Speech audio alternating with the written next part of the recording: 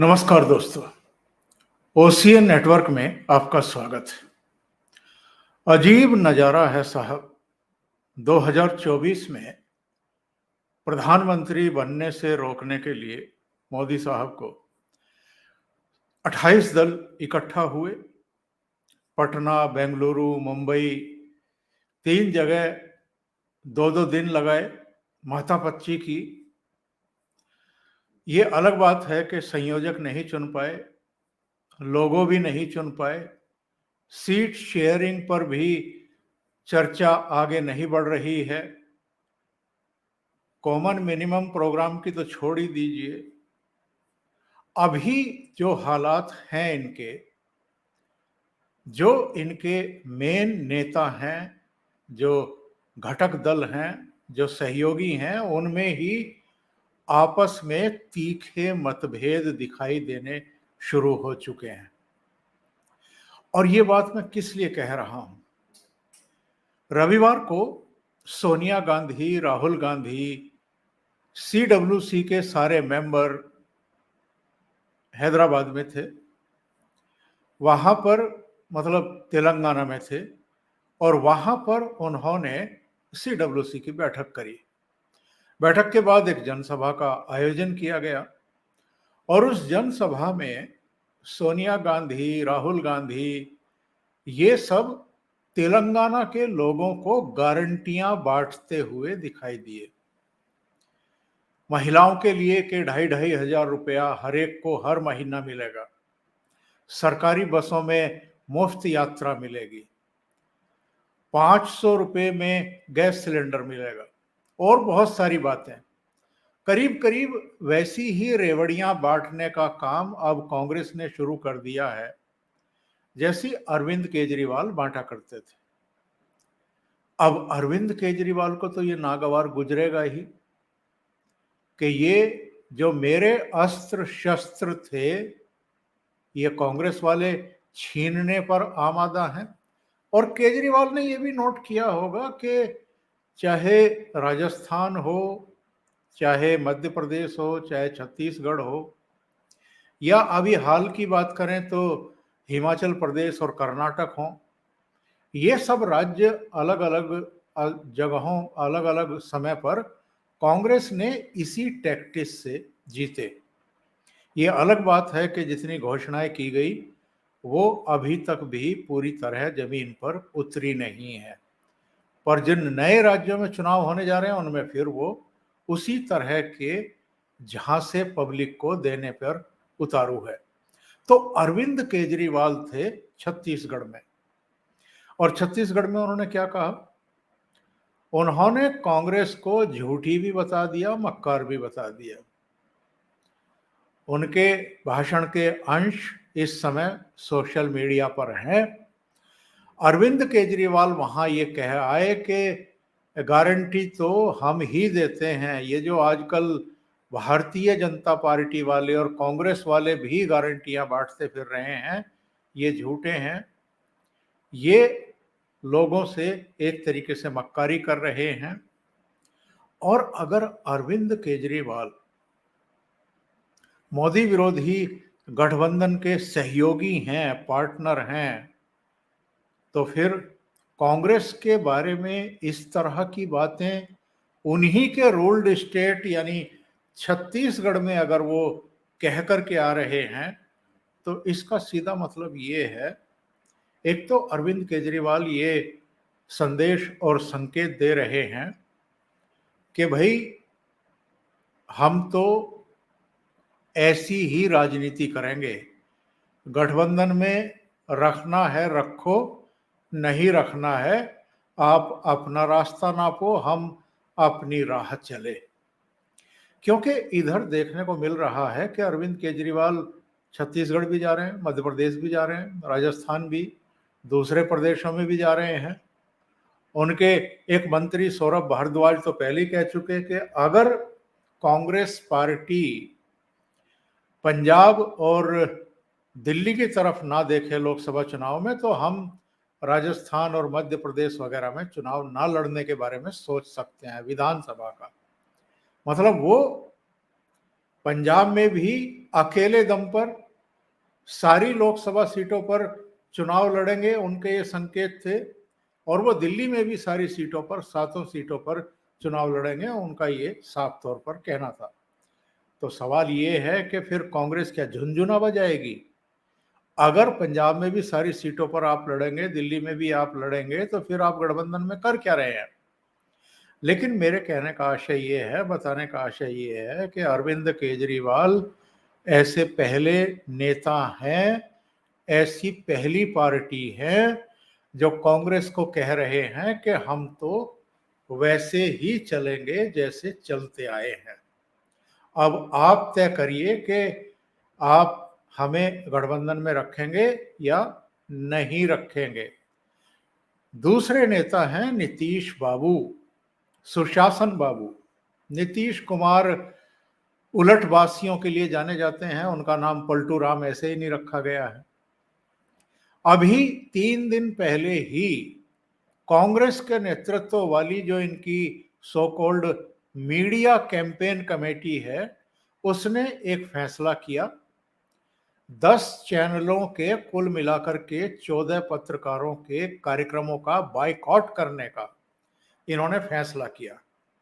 बाकायदा सूची जारी की गई उसकी, किस चैनल का कौन चेहरा है जिनके प्रोग्राम में गठबंधन के सहयोगी दल अपना प्रवक्ता नहीं भेजेंगे बहस में भाग लेने के लिए।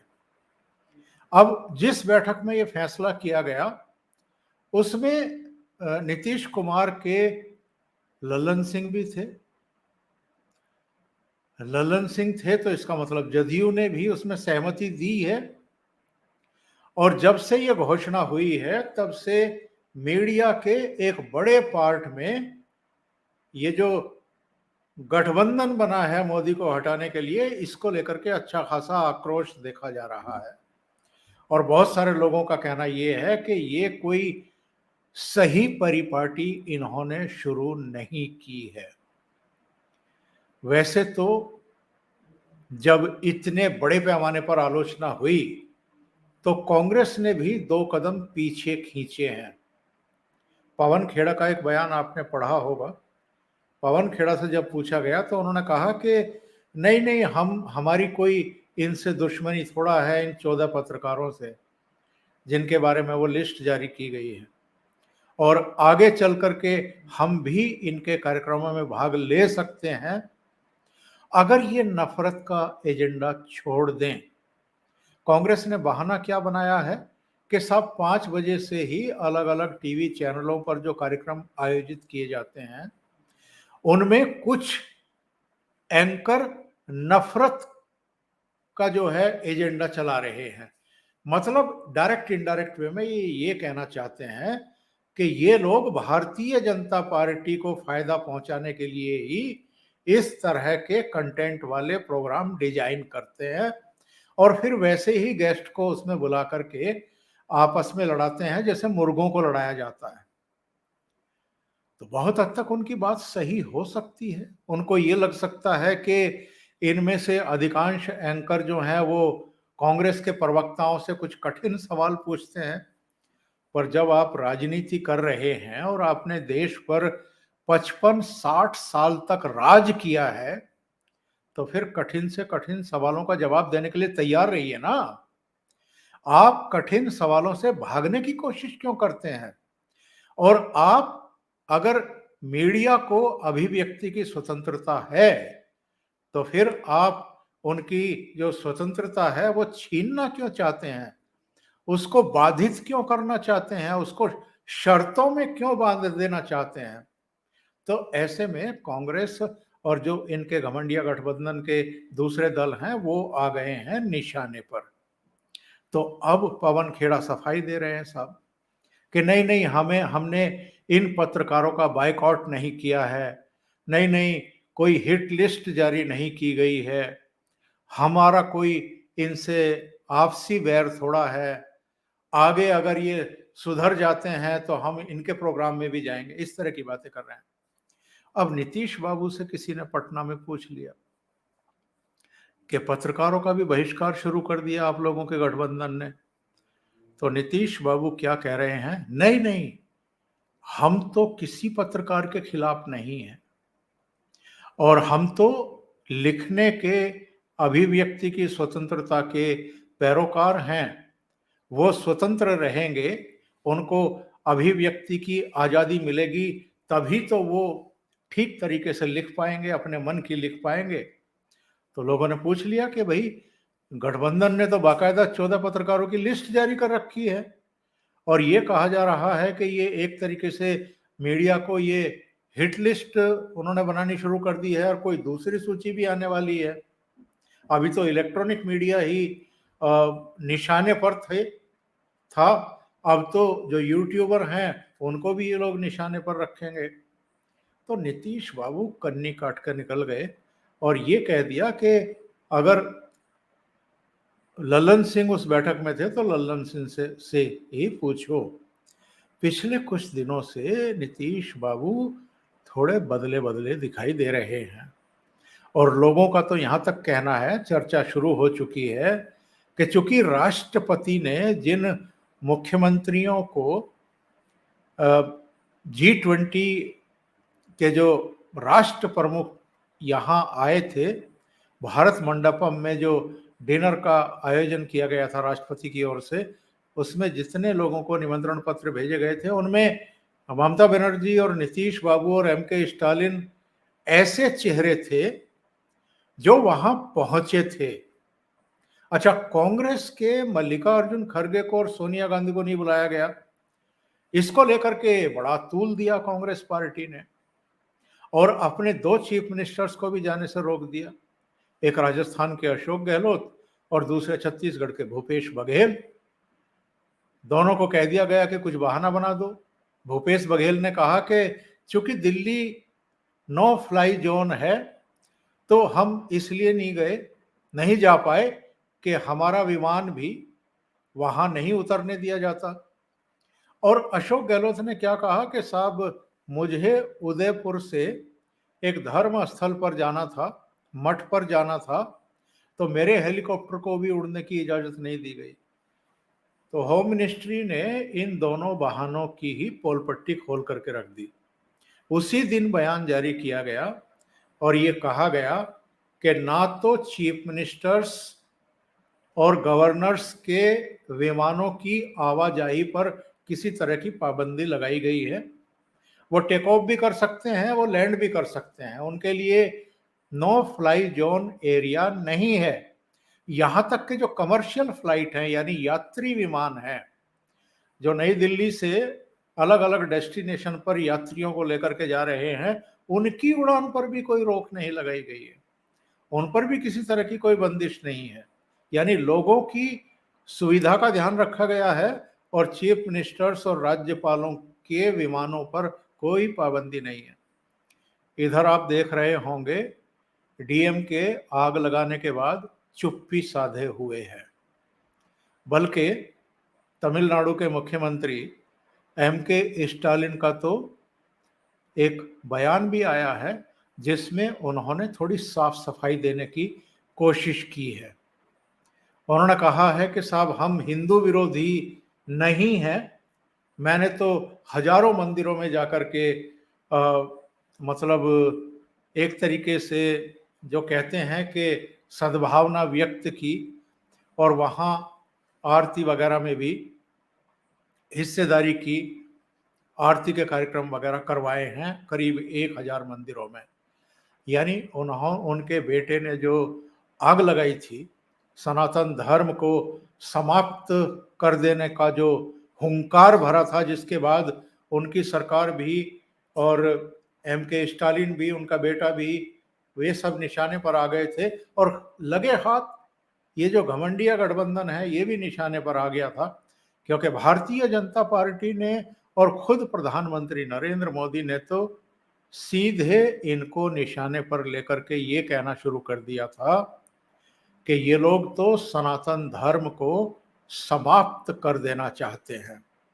और उसके बाद जो साइड इफेक्ट शुरू हुए वो तो आपने देख ही लिए होंगे।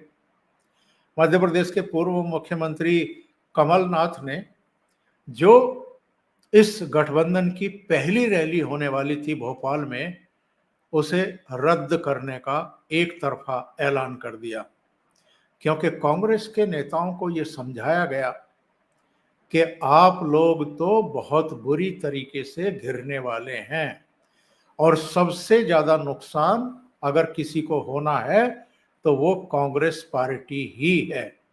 जहां जहां भारतीय जनता पार्टी से उसकी टक्कर होगी, वहां वहां भारतीय जनता पार्टी इस मसले को मुद्दा बनाएगी और कांग्रेस को बुरी तरीके से पछाड़ देगी। आप ये जानते हैं कि जनवरी 2024 में तो भगवान राम के मंदिर के कपाट खुलने वाले हैं, मंदिर तैयार होने वाला है और उसके बाद जो पूरे देश में वातावरण बनेगा लोकसभा चुनाव से पहले, तो कांग्रेस को लगा कि वो बहुत बुरी तरीके से फंस गई है और डीएमके ने उसे फंसा दिया है। यही वजह है कि इधर कांग्रेस ने भी भोपाल की संयुक्त रैली रद्द करने का ऐलान कर दिया, क्योंकि उसको आशंका थी कि सारे घटक दल वहां पहुंचेंगे, एमके स्टालिन भी पहुंचेंगे, उनको रोक नहीं पाएंगे और उसके बाद उनका क्या नुकसान होगा और हश्र होगा, ये उनको अंदाजा बहुत अच्छे तरीके से हो गया। अच्छा, मद्रास हाई कोर्ट की भी एक टिप्पणी आ गई। उन्होंने बहुत कड़ा रुख अपनाया है कि आप सनातन को खत्म करने का ऐलान कैसे कर सकते हैं, इस तरह के गैर जिम्मेदाराना बयान कैसे दे सकते हैं। तो अब जो लोग सुप्रीम कोर्ट से उम्मीद कर रहे थे कि वो स्वतः संज्ञान लेगा, वो तो तकनीकी कारणों से स्वतः संज्ञान नहीं ले पाए, क्योंकि किसी भी पक्ष ने तमिलनाडु में एमके स्टालिन के बेटे उदयनिधि स्टालिन के खिलाफ कोई एफआईआर तो दर्ज कराई नहीं है, किसी की हिम्मत भी नहीं है, क्योंकि एमके स्टालिन वहां खुद मुख्यमंत्री हैं। तो जिनके बेटे का बयान आया है, अब कौन उनके खिलाफ एफआईआर दर्ज कराने की हिम्मत कर सकता है। इसलिए सुप्रीम कोर्ट ने तो स्वतः संज्ञान नहीं लिया, लेकिन मद्रास हाई कोर्ट ने कड़ा रुख अपनाया है। इसी तरीके से कांग्रेस चुप्पी साध गई है। ममता बनर्जी ने, नीतीश कुमार ने, अरविंद केजरीवाल ने और खुद कांग्रेस के कुछ नेताओं ने भी डीएमके के नेता के इस बयान से पहले ही किनारा कर लिया।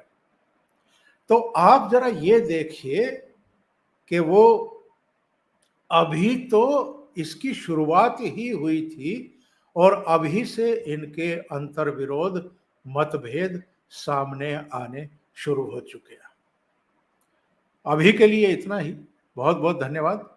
अगर आपको ये चैनल और इसके कंटेंट पसंद आ रहे हैं तो लाइक करें, कमेंट करें, वीडियो को शेयर भी करें। अभी तक अगर आपने ये चैनल सब्सक्राइब नहीं किया है तो सब्सक्राइब कर लें और साथ में लगे बेल आइकॉन को दबा दें, ताकि आगे आने वाले वीडियो और उनके नोटिफिकेशन आप तक पहुंचते रहें। बहुत बहुत धन्यवाद। नमस्कार।